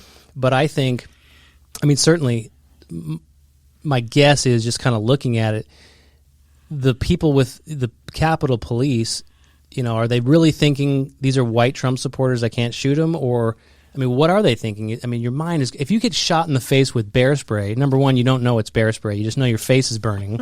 You probably didn't see the can, that it came out of. Well, it could be anything. Your face could be acid. Could be acid, right? I know. You might be coming out of this with no face at all. Right. And here's the other thing, because, and this is just speculation. Was there any shots fired? Were there any? I do not know the answer to that. For sure, there were shots fired, but I'm trying to think that the police officer that got killed, he wasn't shot. But he had a head trauma, the cops right? shot the woman and killed her. She came in through the window, and they told her to stop. Yeah. They had their weapon on her, stop, or you'll be shot, and she kept coming, and they shot her. I would think if the more, this is just a logical thought to me, the more sounds of gunfire that you would hear, don't you think that would set off a chain reaction of other gunshots? You would think. You would think, right? I think we can be grateful that more of these people weren't more proficient in the use of explosives, because there were pipe bombs found, live pipe bombs that didn't go off for whatever reason. And the typical reason is the person that made it really wasn't very good at it, because, you don't get a whole lot of practice doing it after you blow up a few pipe bombs. Should we allow the making of pipe bomb videos on the internet? Well, here's the thing. Part of the information that that I think needs to be moderated on the internet is that right there. I mean, there should be no. Aren't there old military manuals that you can get at the surplus stores that show you how to do that shit? I don't know. But if it's stuff that's being pushed by, if the Proud Boys are pushing explosive instructional videos on how to make pipe bombs for the next Just Stop the Steal rally on Facebook or Twitter or what's that new one we're hearing about? Orbeez something?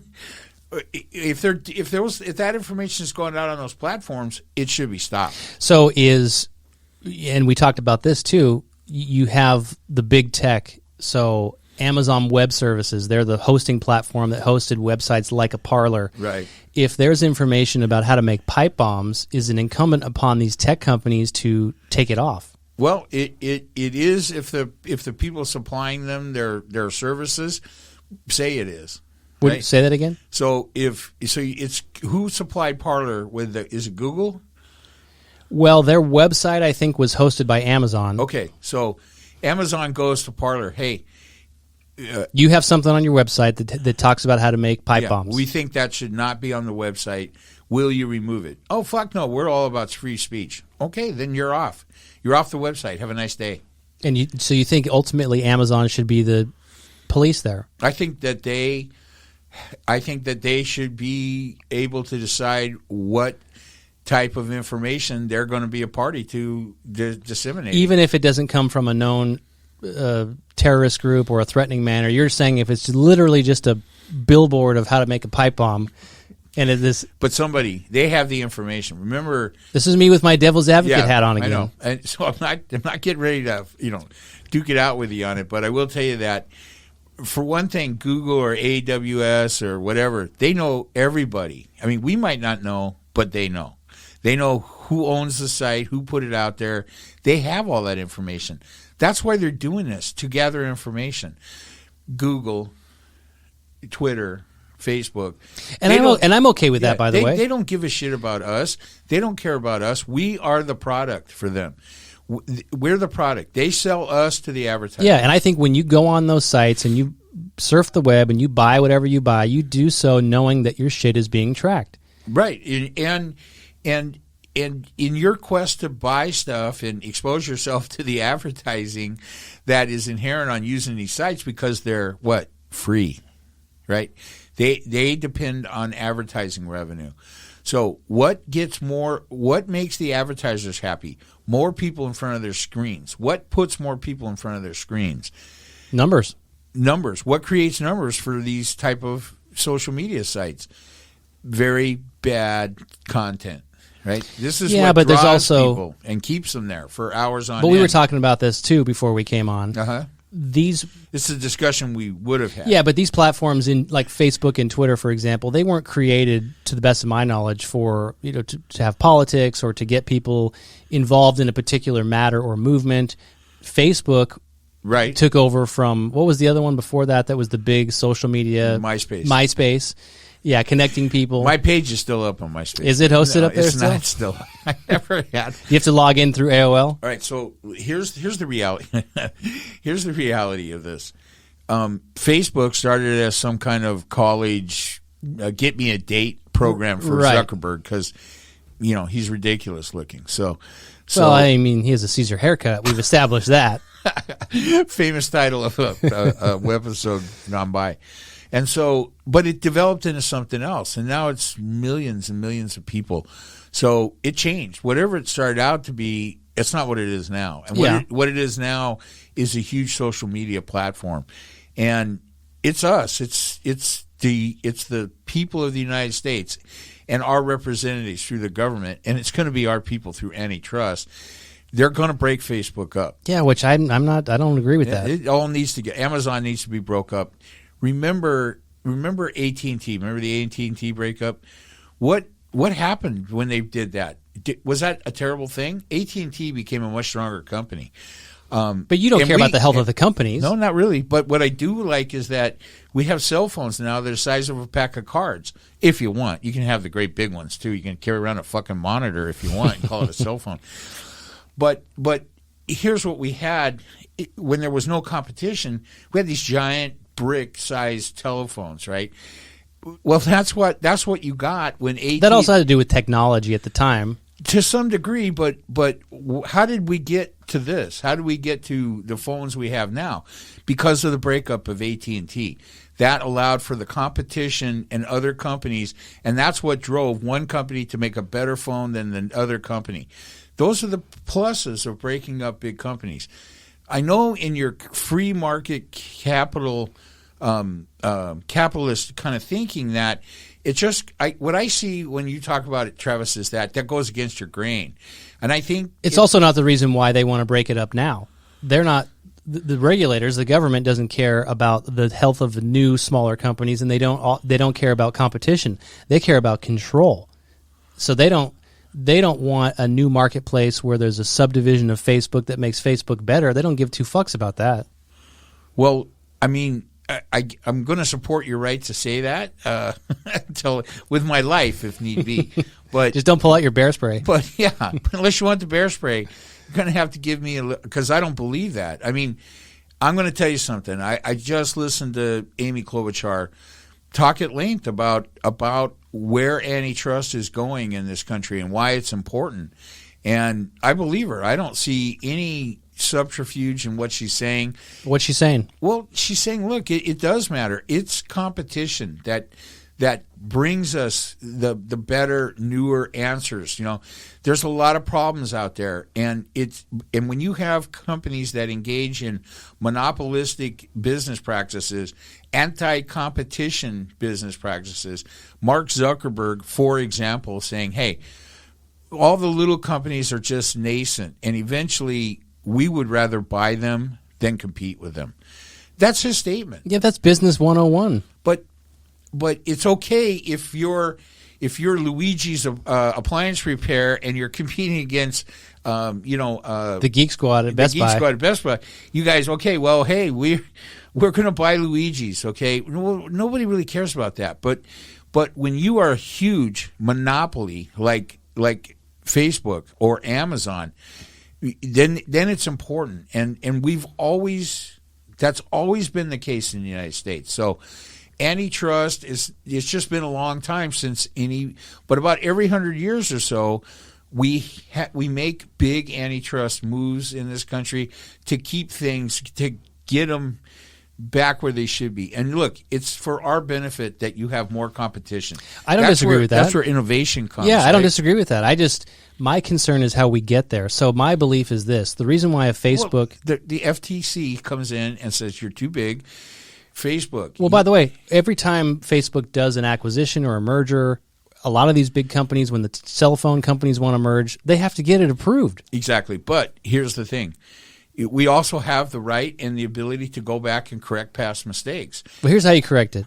Ultimately, and I don't disagree with the consequential outcomes that you're talking about and why you might need change. I just disagree with how you pull it through. In other words, I think Facebook is smart. They understand that their business model has changed, and in order to grow and be sustainable, they have to do other things. They have to buy other businesses, because the original platform of just a Facebook where you go on there and connect with your relatives across the country, I think that's ultimately going to die out.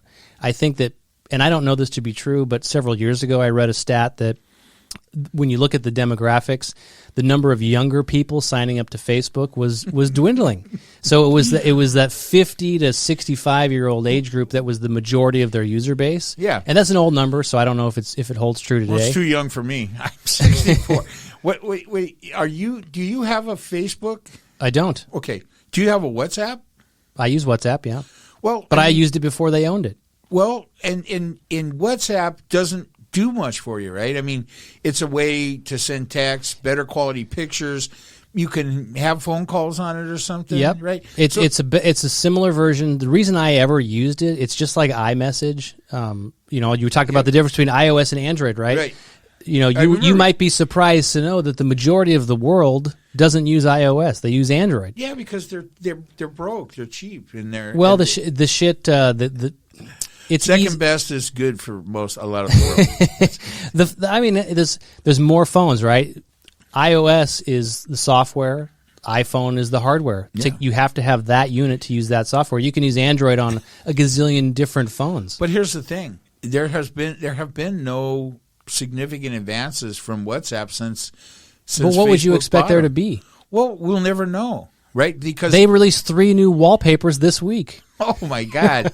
Well, I stand corrected. That's obviously we're looking for more wallpaper options.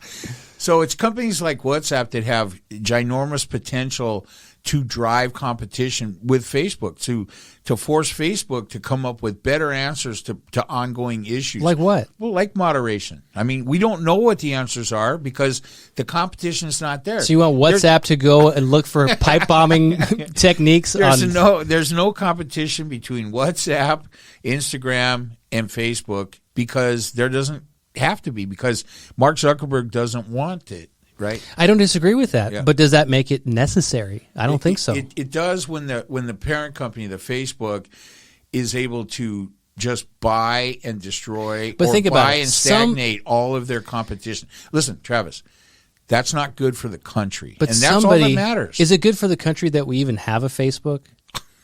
You just said it. This guy made it in his dorm to get dates. It could be great. I mean, it could. I mean, it has the ability to play significant roles, but it's being operated by a megalomaniac named Mark Zuckerberg. That's what happens when you have somebody who creates something that is in the image of how does it go? In their image of themselves? I don't know. Well, I think that I mean, my opinion on antitrust, and I find this fascinating. This subject fascinating. So my next book club purchase for all those. Did you finish your other book? I haven't finished the Obama book yet. Or the one I gave you before that. Oh, Steel and Guns? No, well, I'm on the 10-year plan with that book. So, and I got to find a fresh new copy because I spilled coffee all over it. Oh, so thank now you. I got to get you a new one. And I'll keep the old coffee stained one. It has memories for me now. It probably smells like cigars. Did you smell it? Does it smell like... Dude, currently smells like coffee. Okay. It wasn't a little spill. I mean, if it was just one page, I might say, hey, sorry about the coffee stain on page 3. But this is like half the book. Is Your whole coffee, thermos you spilled? It was a lot of coffee. So at any rate, I'm going to finish that. But I think the next book that I might buy and read is Amy Klobuchar's book called Antitrust. Here's the funny thing, and you may hear about this in tonight's news. I don't know how breaking this news is. She spent last weekend hanging out with Pete Buttigieg and Mayor Pete, who's now Secretary of Transportation. Because he knows he knows how to transport. He's an expert in logistics. 2024. That's what I'm He's saying what he wants to. He's in favor of a mileage tax. Did you read this? Yeah, I know. I haven't read anything. Isn't that? I mean, so we talk about California, your love for this place. We already have it here. Why wouldn't the rest of the country get it? So yeah. So how are we going to do it at the gas pump? Or I don't think that's what he's saying. He's talking about some type of fucking actual mileage tax. The more you drive, the more you pay. Yeah. You have to submit it on your tax returns. Well, what do you do for companies that drive for a living? I think that the realities of climate change and what the motivations, what tools are available to government to try to motivate people toward making better decisions are relatively limited. So I don't know any of the details about the boot. I'll check up on it, though. But that kind of argument makes me fucking mental because... Get ready. I mean, it's what it's going to be. I know, and you're not going to get a climate change debate out of me, but it's like you can't punish the driver. I'm not going to go in my garage and make a replacement to the gasoline, the combustion engine. And I agree. And don't you think that if we had a complete... But as a company, listen, as someone who buys vehicles for a company... You need something to motivate you to make. No, I don't. I need a choice. No, I don't need motivation. I just need a choice. If there was a replacement for what I need, I would buy it. I need something that can haul a payload. I need something that can go further than 300 miles on a charge and that can recharge overnight. Soon there will be electric vehicles and that have those capabilities. But they're not here now. They're going to be expensive. Yes, that's a whole other thing. You're not going to buy it without some kind of motivation. They're going to give me free money because that's what this government does. They're going to tax gasoline vehicles higher and higher until it makes financial sense for you to buy electric vehicles. And listen, if there's a choice and you want to nudge me to pick the more environmentally sustainable choice, that's fine. But to nudge me before there's a choice, that's fucking stupid. One man's nudge. And these things take time. So those are great topics. I wish... You brought up Mayor Pete. Yeah. Well, and the point of that was the reason why I brought him up. Amy Klobuchar and Mayor Pete are not enemies. They debated on the stage. They both ran. They're friends, right? They're friends. They're frenemies. They're frenemies, but they're friends. But they have different. They don't agree on every political issue, right? One of them isn't getting their good Democrat talking points every day. So anyway, she told a story today on this podcast that I listened to that she spent the weekend with him. Chasten, the husband. Pete's husband was out of town, so she went and hung out with Pete and the dogs and all this bullshit. Anyway, they both wrote a book. She wrote a book titled Antitrust. He wrote a book called Trust. So they're both coming out. They didn't know. They're not the kind of friends who say, hey, guess what, Amy? I'm writing a book, or vice versa. So they get together over the weekend. They're like, oh, yeah, so what's new, Pete? How you been? How are we looking on this bill? And how's your secretary gig? What's his book about? I'm not 100% sure. So we should trust him? It's about trust, of some kind of trust. So it's irony that her book is called Antitrust and his book is called Trust.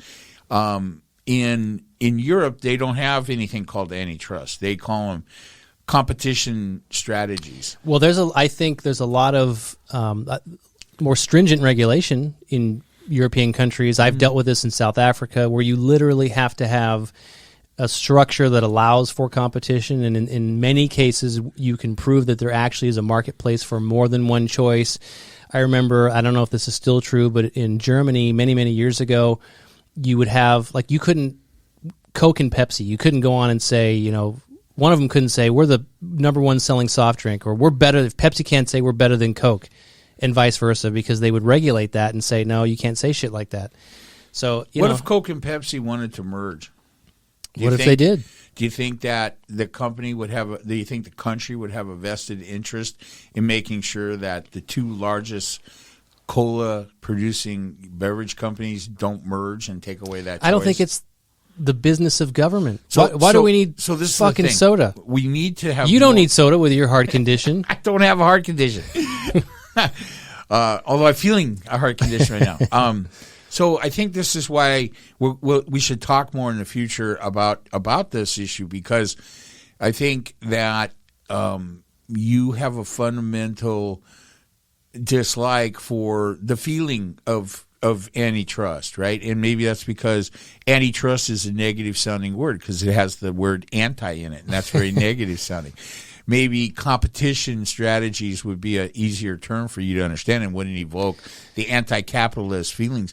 But either way, at some point, I think it's important maybe that both of us look into because I think this is something our listeners would like to hear somebody talk about in the terms that maybe they can understand. I've always found any mention of antitrust to be eye-glazing instantly. So that's why I want to bring it to the podcast. Well, we can definitely – I've been thinking about this too, and there are certainly people more qualified than us. As I always say, I'm not an expert in anything. Right. But I think – and I don't disagree with a lot of what you're saying and the consequences and the shit that comes from it. I just have a strong opinion of what government's role is in it. And again, with a soda company – I don't know, when was that shit created? 100 years ago? Why do we have carbonated I can tell you right water? I mean, do we need it?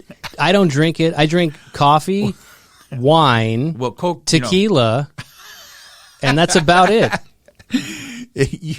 What do you mix with those things? Nothing. I drink my coffee black, right? My water cold, and my tequila with one ice cube. What about your whiskey? Don't you like whiskey too? I like whiskey, yeah. Okay. I don't drink as much of it anymore. Okay. So, yeah, I just think that that it's easy to confuse unbridled free market capitalism with irresponsible, antitrust-ridden, monopolistic practices that are not good for the country. Remember, the only thing that really matters here is what's good for capitalism, right? And what's good for democracy. This is my ending comment on this. You got it. Why? Okay, I'll let you go. I have a question for you. Okay, you feel free. But I think that I hear from you the moralistic kind of thing. Hey, this is not free capital. This is not capitalism. This is not free market. You shouldn't be telling these companies what to do. We damn well do have a right to tell them what to do. It's the government of the United States has always controlled this. You can go back as far as you want in the history of this country, and antitrust. That doesn't make it right. No, it doesn't make it right, but it is right. I mean, some things are right when they're right, and just this ain't it.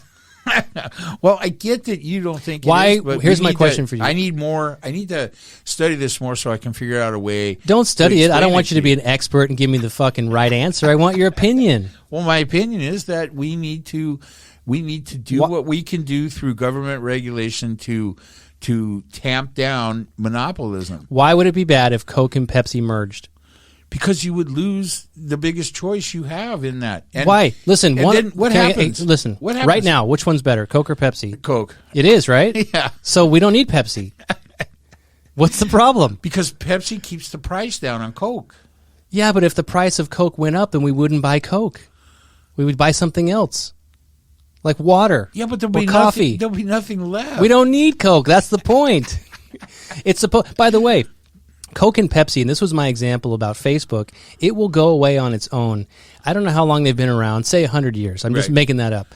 But don't you think that there's fewer people buying carbonated soda, Coca-Cola, Pepsi in 2021 because it's bad for you? Gosh, I don't know the numbers. I mean, and that's why a lot of these companies, yeah. like I'm pretty sure both of them have now made acquisitions into other things like water, smart water, Gatorade. Coke owns Dasani and right. Yeah, that's all that stuff. Right? So it makes sense. Why would they buy water, bottled water? Because fewer people are buying Coke. Yeah, well, I mean, it's a beverage company. It's not a Coca-Cola company. Yeah, but originally when Coke was developed and it was just Coke and drink this because it tastes good and it had Coke in it or whatever. I don't know if that's true. No, it did. It did. It had cocaine in it. And by the way, Coke is better than Pepsi. Where's the best Coke? Mexican Coke. Oh, Mexican Coke. Why? The little green bottles? Sugar in it or something? I don't know. It's different, but it's better. I only drink You Diet can get it Coke. at Smart and Final. Mexican Coke. Mexican Coke is the best. It still has cocaine in it. Maybe that's why. All right, my friend, you had enough for today? Yeah, awesome. It was a great discussion. Well, I don't want you to become an expert in antitrust, but we can delve deeper into it if you want. I want to read her book so I understand a little bit better. Were you going to finish the book? Well, okay, here's the thing. The book was described as big enough to kill a small dog. So it might be. I might want to wait a little bit, all right? Well, take it slow. Okay. All right, everyone. Until the next one. Thanks. All right, bye.